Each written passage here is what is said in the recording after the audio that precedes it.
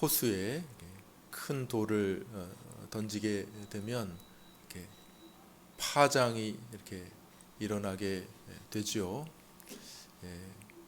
오늘 본문도 그런 파장 중에 있습니다. 그 성전 미문에 앉아 있던 자가 이렇게 일어나는 놀라운 기적이 일어나니까 그 기적으로 인한 이렇게 여운 파장이 이렇게 퍼져나가게 된 것이죠. 무엇보다도 첫 번째, 사람들이 그 모습을 보고 와, 이게 어찌 된 일인가 모이게 되었습니다. 그래서 그들 앞에 베드로가 설교를 하였지요. 이 기적 자체가 아니라 이 기적을 누가 행했는가? 바로 예수 그리스도, 죽었다가 부활하시고 하늘에 오르신, 그러나 다시 오실 그 예수 그리스도가 이 사람을 고쳤노라, 이렇게 예수님을 설교하게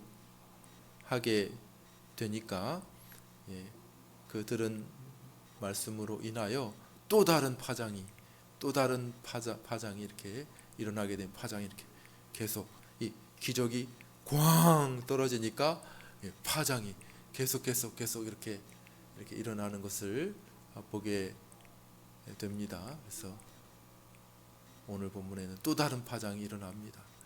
베드로의 또 다른 핵폭탄 같은 그런 설교가 있게 되니까 여러 부류의 사람들이 반응을 나타내는데 크게 두 가지 반응이 나옵니다.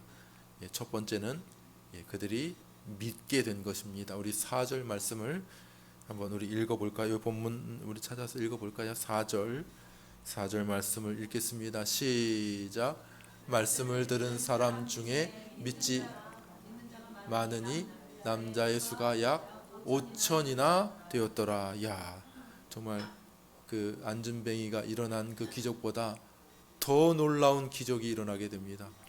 베드로의 설교를 통하여 믿는 그 남자의 수가 5천이나, 남자만 헤아렸으니까 여자 어린 아이들까지 합치면 훨씬 더 많았겠죠. 배 이상 훨씬 더 많은 숫자가 예수님을 믿게 되는 그런 역사가 일어나게 되었습니다. 이건 기적이죠, 기적. 그죠?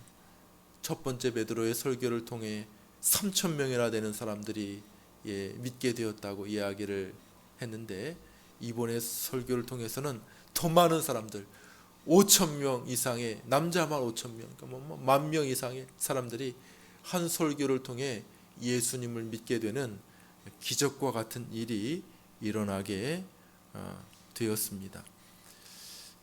요즘에는 이런 일들이 드물고 거의 없지만은, 이 초대교회 시기는 성령 하나님께서 강하게 역사하시는 부흥의 시기였다. 부흥의 시기. 부흥의 시기가 역사 가운데 이게 부흥을 연구하는 분들의 이야기를 보면 이렇게 간헐적으로, 어떤 사람들은 이렇게 100년 주기 정도로 이렇게 놀라운 부흥의 시기가 있다, 이렇게 이야기하기도 하는데, 역사적으로 아주 주목되고 괄목할 만한 부흥의 시기가 18세기 영국에서 있었습니다. 감리교의 창시자들이라고 말하는 요한 웨슬레와 조지 휘필드 같은 사람들을 통해서 놀라운 부흥의 역사가 일어나게 되었습니다. 그들이 이제 기존의 교회에서 이렇게 거절을 해서 거절을 하니까 이렇게 야외에서, 그냥 시장에서 이렇게 설교를 하기 시작했는데, 그로 인하여 정말 많은 사람들이 예수님을 믿게 되는 일이 일어나게 되었습니다. 그래서 탄광촌에서도 이렇게 전하고, 시장에서도 전하고, 길가에서도 전하고, 이렇게 하는데 마치 큰 폭탄이 떨어진 것 같이 영국 사회가 굉장히 큰 충격과 영향과 파장을 이렇게 느끼게 됩니다. 조지 휘필드의 그 전기를 기록한 사람들에 의하면 보통 한 3만에서 5만 명, 가장 많은 사람들은 한 8만 명이 되어야 돼. 8만 명이. 이게 마이크도 없었던 시기거든요. 마이크. 그럼 까마득한 그 사람들이 보이지도 않는 거, 보이지도 않아. 소리가 들릴까요? 거의 소리도 들리지 않았을 거예요. 그냥 구경하러 온 거예요. 구경하러. 저 앞에 한 3만 명 정도까지는 이렇게 뺑뺑이 둘러가지고 소리가 좀 들렸다고 해요. 그런데 저 끝에 있는 사람은 잘 들리지도 않겠죠. 소리를 막 꽥꽥꽥꽥 버럭버럭 지르고 소리를 해서 설교 후에는 막 피를 토했다. 목소리가 마이크가 없는 시기에 굉장한 큰 파장이 일어나게 되었고, 영국 사회에 미친 영향력도 대단히 컸다. 당시에 영국은, 런던은 한 집 건너 한 집이 술집일 정도로 아주 문란하고 흥청망청하는 그러한 도시였는데, 이 부흥의 영향으로 인해서 경건하고 거룩한 도시가 되었다. 이렇게 역사가들이 평가를 합니다. 프랑스는 피의 혁명, 그래서 막 수많은 사람들 죽고 죽이고 해서 혁명을 일으켰다면은, 왕정 시대가 종결되고 그랬다면, 영국은 명예혁명, 다른 나라들보다는 좀 수월하게 이렇게 역사가 바뀌는 그러한 일들이 일어날 정도로 부흥의 영향, 조지 휘필드와 요한 웨슬레이의 영향이 그렇게 컸다라고, 그냥 기독교 역사가도 아니고 그냥 세속 사가들, 그냥 일반 역사를 기록한 사람들도 인정할 정도로 굉장히 큰 파장이 일어난 것으로 기록이 되어져 있습니다. 이렇게 부흥의 시기였다는 거예요. 부흥의 시기. 우리나라도 그런 역사적인 부흥의 때가 있죠. 평양 대부흥이라고.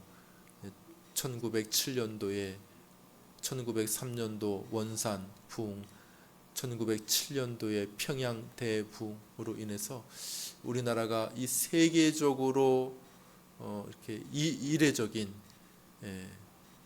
굉장히 급속도로 기독교 인구가 늘어난, 그 당시에는 한 3만 명, 5만 명 정도였다가 그 부흥의 놀라운 일들로 인해서 어떤 목표가 생겼냐면 100만 명 구령 운동이 생겼어요. 그래가지고 아주 급속도로 기독교 인구가 늘어나고 기독교의 영향력이 사회적으로 확대되는 그러한 부흥의 시기가 있었던 것을 역사는 우리에게 이야기를 해주고 있습니다. 그 원조격이 여기 이 사도행전에 기록된 이 초대교회의 부흥이라는 거죠. 베드로의 한 번의 설교를 통해서 3,000명이 예수님 믿고, 베드로의 또 한 번의 설교를 통해서 5,000명이 넘는 사람들이 주 앞으로 나오게 되는 그런 귀한 역사가 있었음을 이야기를 합니다. 그런데 이 복음을 전했을 때 그런 반응만 있었던 것이 아니라 또 다른 반응이 있어요. 이렇게 파장이 생기면 이게 올라가는 것도 있고 이렇게 내려가는 것도 있고 이렇게 있잖아요. 그런 것처럼 이렇게 어떤 사람들은 다 예수 그리스도의 복음을 믿고 주 앞으로 나아오고 회개하는 그러한 역사가 있었던 반면에, 그 외적인 그 반대, 이 복음을 전하는 것을 반대하고 박해하고 그렇게 하지 말라고 말하는 그런 부류의 반응들도 나타나게 됩니다. 우리 1절에서 3절 말씀 한번 읽어볼까요? 1절에서 3절을 같이 읽겠습니다. 시작. 사도들이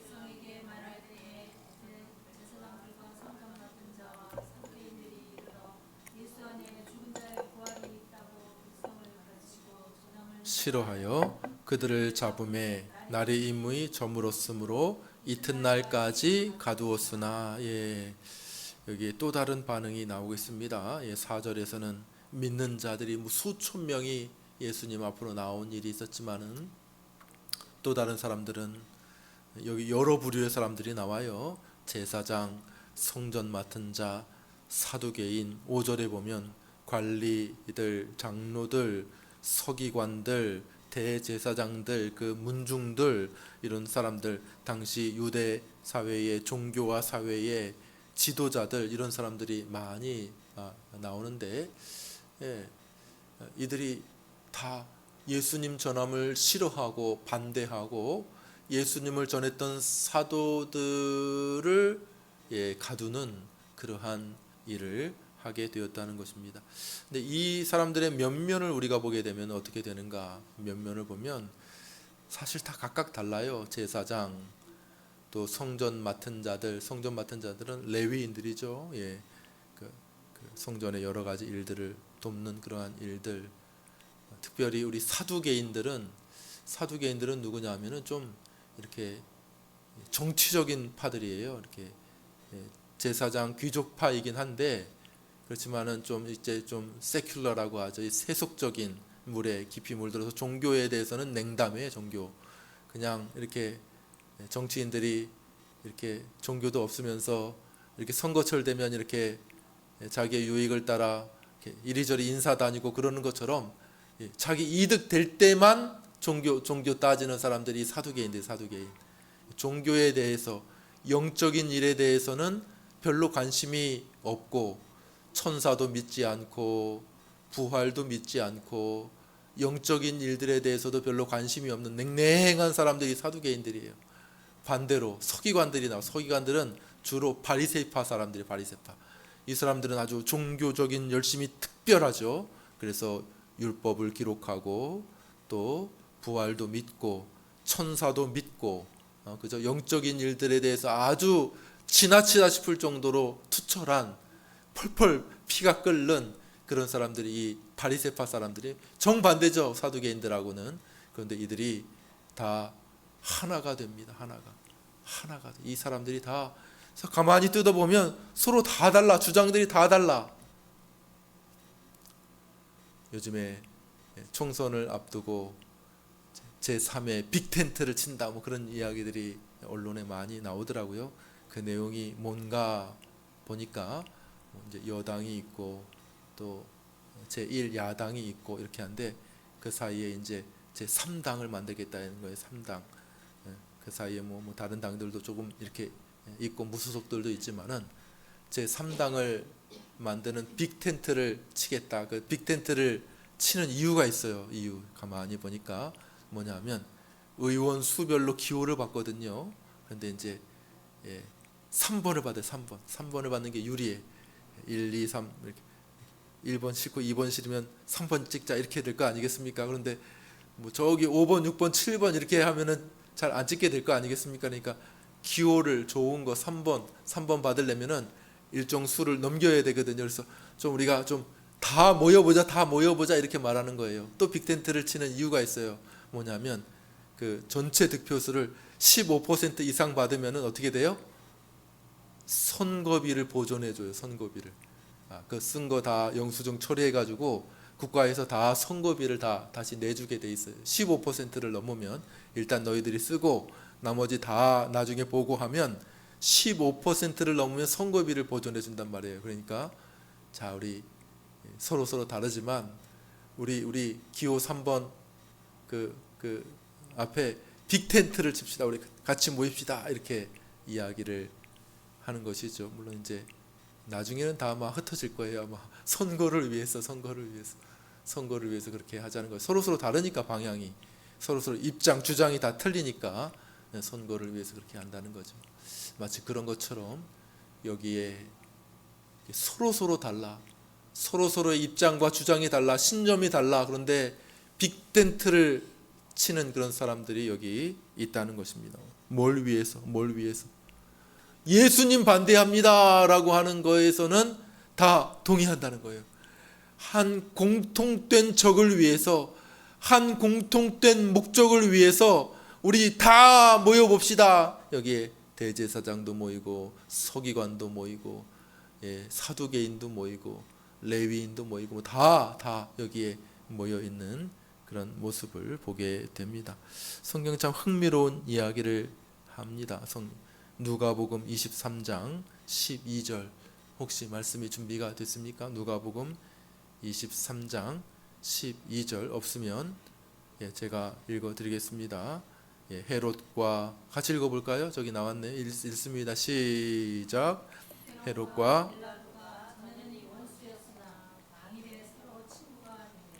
그렇습니다. 서로 좋지 않아요. 헤롯과 빌라도가 사이가 별로 좋지 않아요. 서로 으르렁거립니다. 그렇지만 예수님을 반대하고 예수님을 처형하는 일에 있어서는 마음이 하나가 됐다는 거예요. 그런 것처럼 오늘날 이 세상의 모습이 그렇다는 것이죠. 서로 입장이 다릅니다. 서로 주장하는 바가 달라요. 그렇지만 복음을 반대하는 일에서는 어찌 그렇게 사람들이 마음을 잘 합치는지. 다른 주제에 대해서는 서로 싸우고 막 그래요.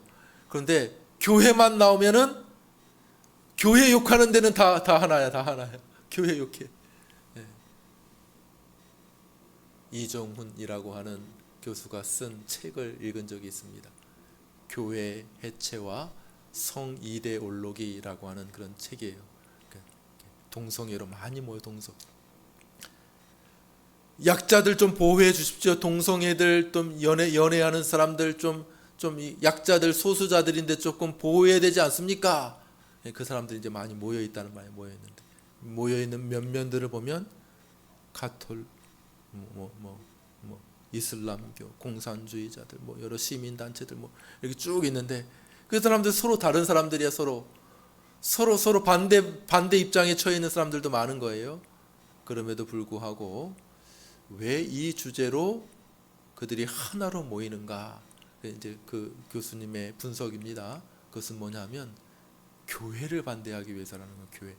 결국에 다 가서는 교회는 이 부분에 대해서 찬성할 수가 없거든요. 왜냐하면 하나님의 그 창조의 질서에 반하는 것이기 때문에 교회는 이 부분에 대해서 찬성할 수 없다는 걸 알기 때문에 결국 다 합쳐서 교회를 반대하고 교회를 부정적으로 만들고 교회를 몰아내기 위해서 이렇게 하나로 합친다. 그들의 목적은 뭐냐? 결과적으로 동성애 그런 것보다는 교회 해체, 교회 반대하기 위한 것이다. 이렇게 이야기를 하는 그런 책인데 아주 설득력이 있습니다.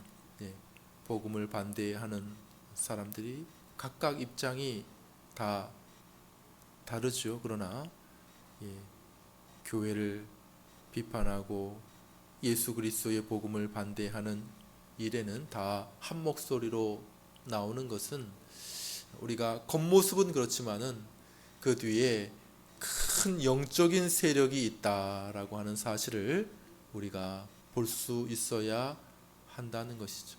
목표가 하나라는 것입니다. 각자 다 다른 목표를 가지고 있는 것 같지만은 그들을 전체적으로 아우르고 몰고 가는 큰 영적인 세력이 있고 그 세력의 목표는 우리 주 예수 그리스도의 교회라고 말할 수 있다는 것이죠. 자, 이들이 반대합니다. 반대. 예수님 전하는 일을 불쾌하게 생각합니다. 그리고 베드로와 요한을 구속하죠. 그리고 그 다음 날 모두 모여서 이 베드로와 요한을 신문하고 압박합니다. 우리 7절 말씀입니다. 7절을 다시 한번 읽어보겠습니다. 7절을 읽어볼까요? 7절 여러분들이 한번 큰 소리로 읽어주십시오. 시작. 사도들을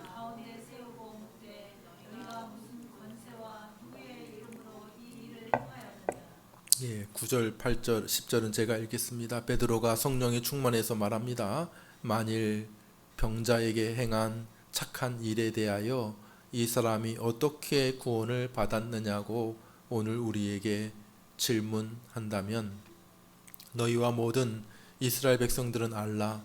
너희가 십자가에 못 박고 하나님이 죽은 자 가운데서 살리신 나사렛 예수 그리스도의 이름으로 이 사람이 건강하게 되어 너희 앞에 섰느니라. 자, 이 말을 여러분 가만히 보시면 여기 이 둘이 큰 세력이 어디에서 충돌하는지 여러분들 알 수가 있을 것입니다. 충돌되는 부분이 있다는 거예요. 충돌되는 부분이 있어요. 어디에서? 예수의 이름에서 충돌합니다. 누구의 이름으로 이렇게 하느냐? 누구의 이름으로 이렇게 하느냐? 이렇게 말할 때에 예수의 이름, 나사렛 예수 그리스도의 이름이라고 사도가 이야기를 합니다. 여기에 이제 핵심이 나오는 겁니다. 이 전쟁에, 이 파장의 큰 충돌이 어디, 무엇 때문에 일어나는지 여기에 기록이 되어 있는 것이죠. 뭐 다른 것들은 다 이렇게 부수적인 것입니다. 부수적인 것이에요. 뭐 이것에 대해서 차이가 있고 이것에 대해서 또 다르고 뭐 이렇게 하는 건 부수적인 것이고, 결국 이 큰 전쟁, 이 두 세력 간의 큰 충돌이 나는데 그 충돌의 핵심 전쟁터는 어디냐? 예수 그리스도의 이름에 있다는 것을 여러분들이 믿으시기를 바랍니다. 예. 아람과 이스라엘이 전쟁을 할 때에 아람 왕이 그 군사들을 내보내면서 한 말이 있습니다. 너희들은 다른 사람 공격할 것 없이 누구를 공격하라고요? 이스라엘 왕을 공격하라고 말해. 이스라엘 왕. 다른 사람 공격하지 말고 오직 이스라엘 왕만을 집중 공격하면 그 군대 무너질 것이다. 이렇게 이야기를 합니다. 그 전에 이제 그 이야기를 듣고 이스라엘 왕 아합은 변장을 누구를 세워요? 가짜 왕. 이스라엘의 왕인데 남유다의 왕인데 여호사밧인데 이스라엘 왕으로 이렇게 세우고 자기는 변장을 하죠. 그러니까 막 공격이 어디에 집중돼요? 여호사밧에게 온갖 공격이 집중이 되니까 여호사밧이 견딜 수 없어서 나 아닙니다.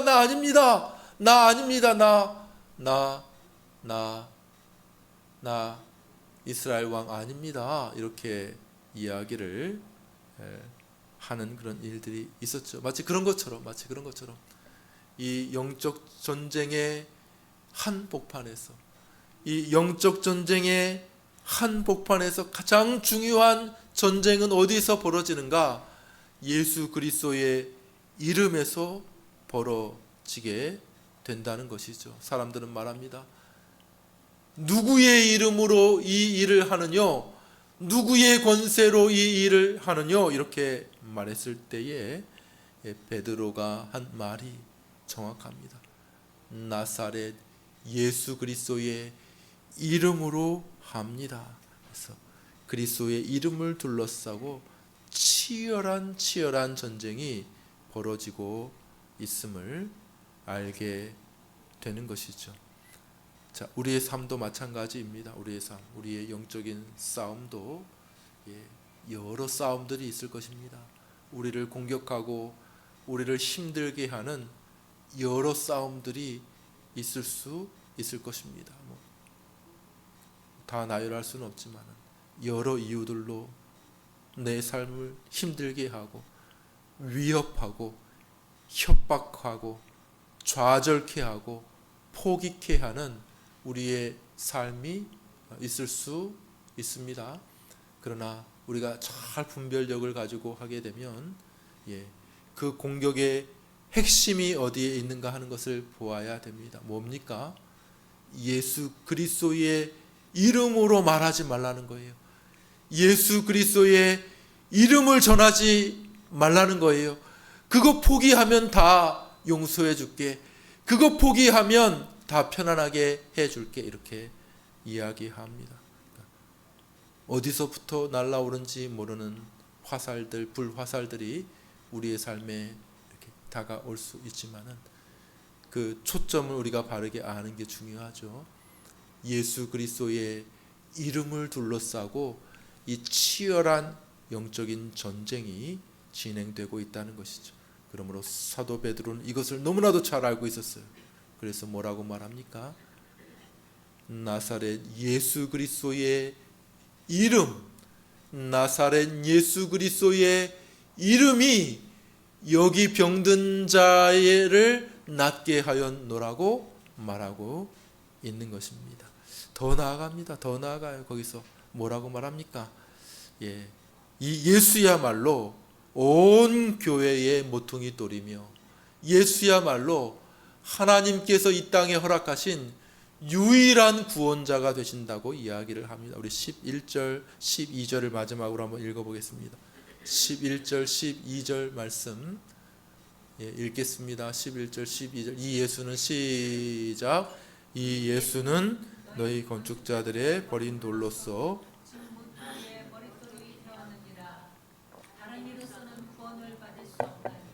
천하 사람 중에 구원을 받을 만한 다른 이름을 우리에게 주신 일이 없습니다. 사도가 아주 정확하게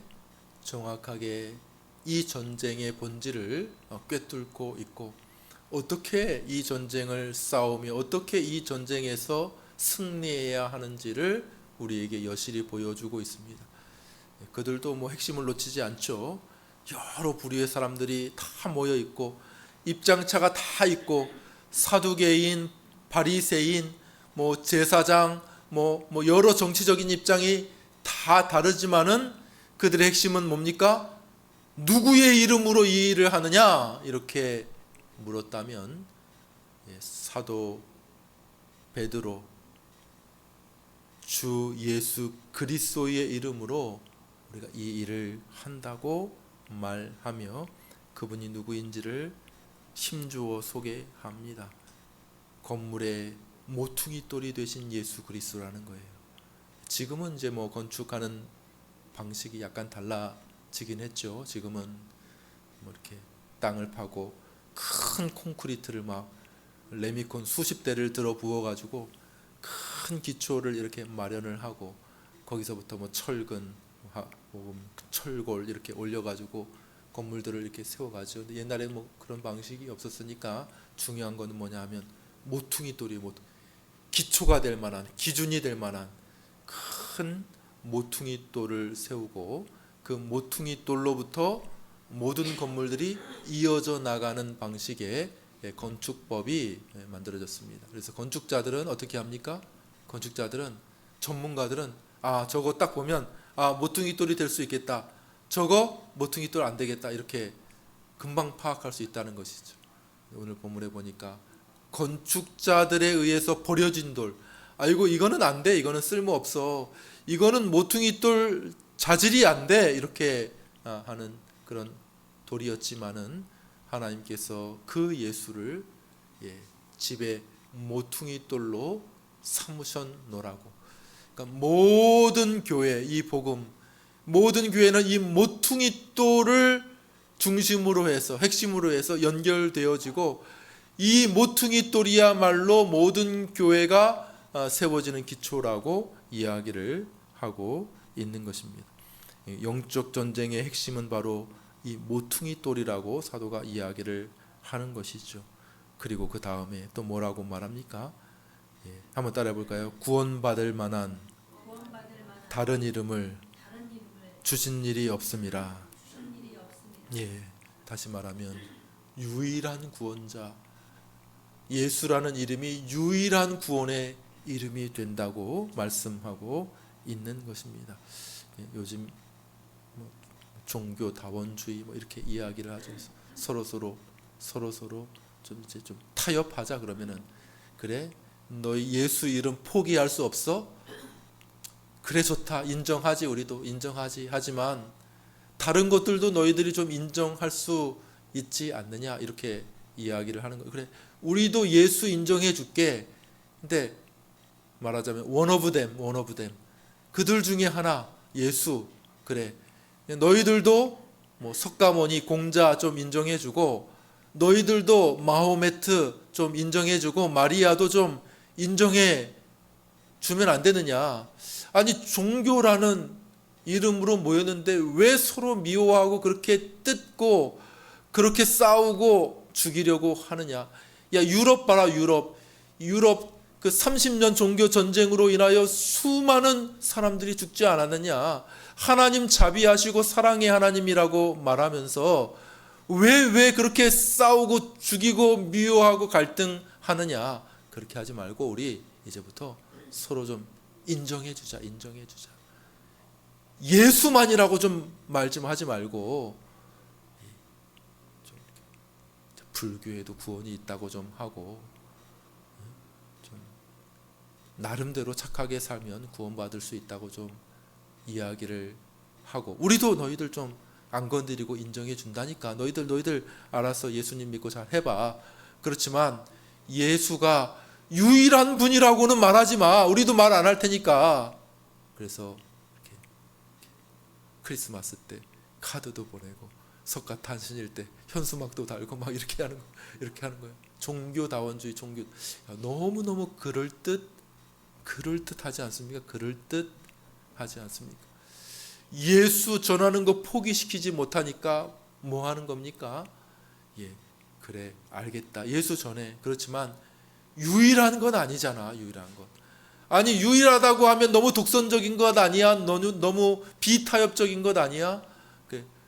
우리들도 너희 인정해 줄 테니까 너희도 우리 좀 인정해 줘서 좀 사이좋게 지내야지 싸우면 되겠는가? 이렇게 이야기를 하는 것이죠. 베드로가 말합니다. 이 이름 외에 구원 얻을 만한 다른 이름을 주신 적이 없습니다. 이게 유일한 하나님께서 주신 구원의 길이고 구원받을 수 있는 유일한 길이 바로 여기에 있습니다. 이렇게 말씀하는 것입니다. 자, 말씀을 맺습니다. 우리가 영적인 치열한 전쟁터에 살고 있습니다. 파장이 일어나요. 파장. 놀라운 안진뱅이가 일어났던 기적을 통하여 큰 파장이, 여파가 계속 확산되고 베드로의 설교를 통하여 또 그 여파가 확산되고 이렇게 되는 것처럼 그 높낮이가 있죠. 예수님 믿는 사람도 있고 반대하는 사람도 있고 핍박하는 사람들도 있고 첫 박해가 여기서 이제 일어나는데 그 첫 박해의 그 파장이 계속되는 것이죠. 기독교 역사상 첫 박해, 예수님 이름으로 말하지 마. 예수님 이름으로 말하면 너희 가두고 너희 죽일 거야. 이렇게 첫 박해가 일어나고 그 이후에 계속되는 그 박해의 여파가 여기에도 흘러 있죠. 우리 친구들 만나면 다른 거 다 괜찮아. 다른 거 다 야 참 좋은 사람이네. 이렇게 친하지만 예수님 믿는다고 말하는 순간 썰렁해지는 것이죠. 내 신앙, 나는 예수님 믿는 사람이야. 나는 예수님으로만 구원받는다고 믿어. 나는 예수님을 믿어. 이렇게 말하는 순간 썰렁해지는 그런 분위기를 느끼게 될 것입니다. 그것이 뭡니까? 공격이죠. 공격. 그래, 아이고 그래, 내가 저 친구랑 같이 있어. 입 닫고 있어야지. 입 다물고 있어야지. 내가 이 사회생활 제대로 하려면은 내가 입 다물고 있어야지. 내가 친구들한테 내가 인기 얻으려면 내가 입 다물고 있어야지 되지. 안 그러면 나는 손해 볼 거야. 이렇게 핍박이죠. 핍박. 사회적인 분위기, 그죠? 교회에 대한 부정적인 생각들. 그렇지만 성령이 충만한 사람, 성령께서 우리 가운데 역사하시는 것은 뭡니까? 예수의 이름으로 말하라는 거예요. 예수가 모퉁이돌이라고 말하라는 거예요. 예수가 유일한 구원자라고 말하라는 것입니다. 이 반대편에서는 그만 말해. 예수 이름 말하지 마. 누구의 이름으로 말하는 거야? 이 영적인 전쟁의 치열한 충동이 이 예수 이름에 둘러싸여서 있다는 것을 여러분들이, 우리 모두가 잊지 말아야 될 것입니다. 나의 삶을 돌아보십시오. 나의 삶. 나는 예수님의 이름을 그렇게 말하는 사람입니까? 나는 어떤 파장 위에 있습니까? 나는 예수의 이름을 그래도 말하려고 하는 사람이. 그만 말해.